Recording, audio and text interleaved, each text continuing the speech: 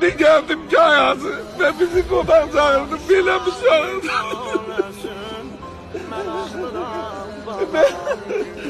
Böyle insan görmüştüm. Böyle bir mümin, böyle bir insan, böyle bir alim. Böyle bir elden giden insan. Hemşevre bizlerden, dualar bizden oldu. Kendi şehidimiz Hatıraf'ın yerinde de o kadar güzel bizler için cennet kapısını biri gaziler, büyükçüler için açıktı diyen, o kadar bizlere yüreği, o kadar bizlere Kur'an hatırlamasından diyerdi. O kadar ümit besliydi. İnanın, yani böyle bir insan ben hayatta görmedim. Hiç kim görebilmez. Gitti gelmişim kağıdı. Konağına konaklar. Sana ben böyle konak istemiştim gelen.